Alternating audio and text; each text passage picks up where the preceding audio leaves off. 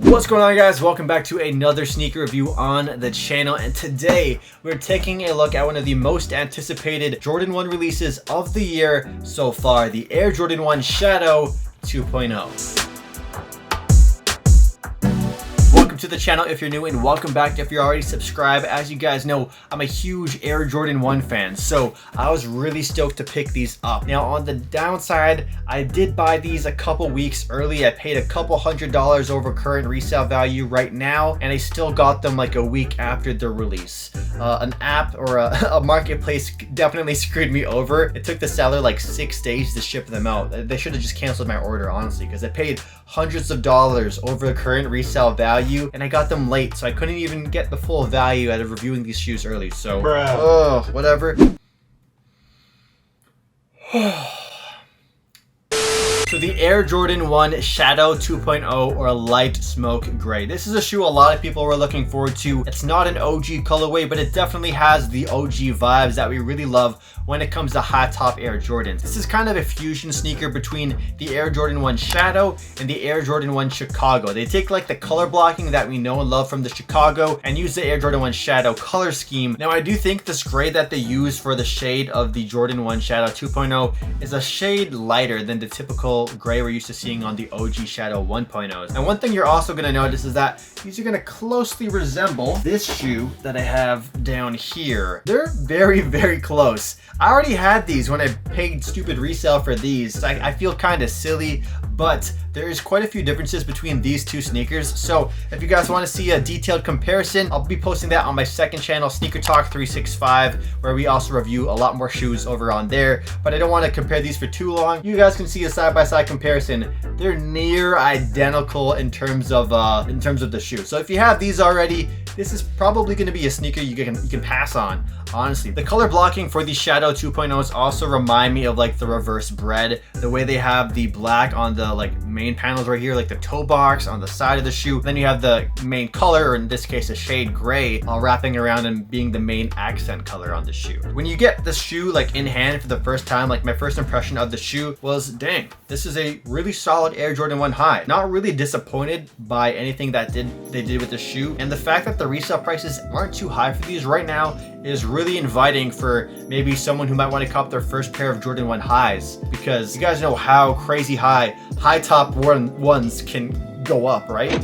So we'll talk about the resale prices, and at least my predictions of the resale for the shoe later into the video, so stick around to the end. The Air Jordan 1 High Shadow 2.0 released on May 15th, 2021 for a retail price of $170 US, or 230 Canadian. The resale prices for these shoes isn't all that high right now. It's actually surprisingly low in my opinion. Right now you can get these for about 290 to 350 Canadian dollars. I'll have the conversions on screen right now. For a sneaker that is this colorway, this wearable, beautiful kind of OG looking Air Jordan, I really would have thought these would have been double retail at least a couple weeks or a week after the release, which is why I was kind of okay with paying $200, $300 over retail when I paid for these early and got them late. So it does hurt a bit. So if you do want to cop these sneakers anytime soon, I feel like the value of these shoes will be around this amount for the next maybe month to two at least. So if you were thinking about buying a Jordan 1 High for a while, or if there's no really upcoming releases that excite you that much, then this is a sneaker you definitely might want to look into. With that said, I'll leave links to the sneaker in the description down below to places like eBay where you guys can cop them and get that authenticity guarantee as well. So even if you were to pay resale for these Jordan 1 Highs, because of how much value I think you can get out of these shoes, because of how wearable they are, I think you're gonna get your money's worth. I had this same kind of mindset when I paid 450 Canadian dollars for the bread ones back in like 2016, and now those have gone up dramatically. Before we take a look at the sneakers, let's just quickly take a look at the box, because as you guys know, when it comes to Jordan 1s, we love our boxes. It fools everybody. People think they're a Nike shoe. Nah. This is just the Nike branded Air Jordan box. Typical black and red, which we're used to seeing. The coloring, or the color code on the shoe, it's black, light smoke gray, white. So nothing too crazy here. Just a quick look at the label for all of my my box people out there. Starting things off with the quality. I gotta say the quality control on my pair has been really solid. The materials that they use,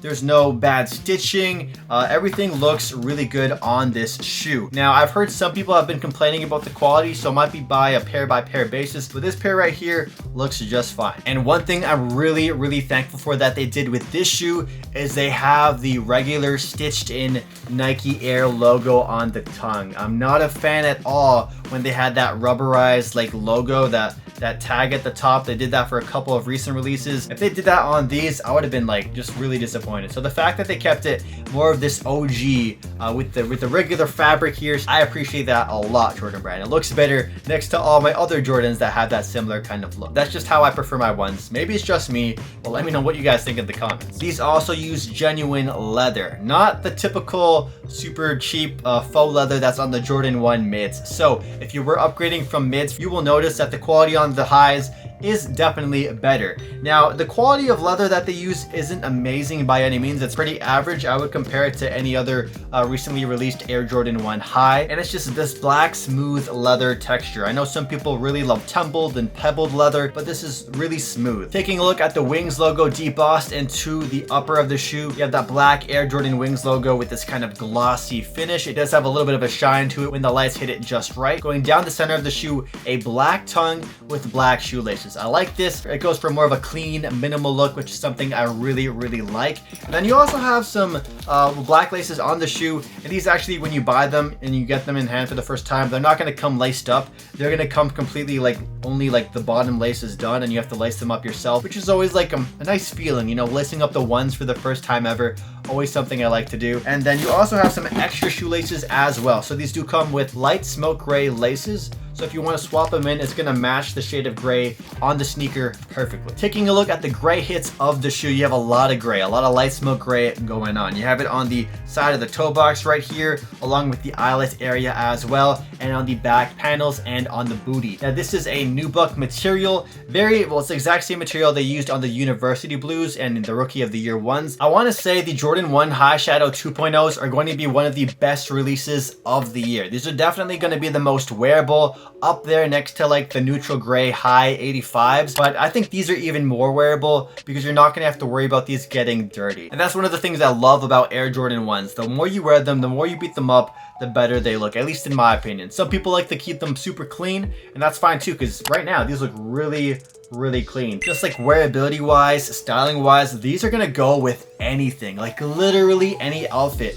And that's why I think the shoe is a really good candidate for an Air Jordan 1 High as a daily beater sneaker, because you're gonna be able to match this with your entire closet. Sizing wise, I would recommend going your true size in the Air Jordan 1 High. That's my typical recommendation for most Air Jordan models, and this is no different. Jordan 1s aren't the most comfortable sneakers in the world, but they're still really solid for like daily use. I would give these a solid 7 out of 10. They are flat, they don't have too much support, so if you're doing a lot of walking like all day long, your feet might ache by the end of them, but overall I'm totally fine with wearing Air Jordan 1s all day. It just might be because I look down and I feel fresh, and then all the pain goes away. And in terms of the resale predictions for this shoe, I feel like this is a shoe that is going to be underrated for for a while, you know, maybe a few months. This is a shoe I feel like can easily be double the retail value or retail price in 2 to 3 years. It wouldn't surprise me, honestly, if these end up being a $500 sneaker. We've seen this in the past with a lot of other Air Jordan 1s, and this might be a case as well because of how wearable these shoes are. Like, think about it.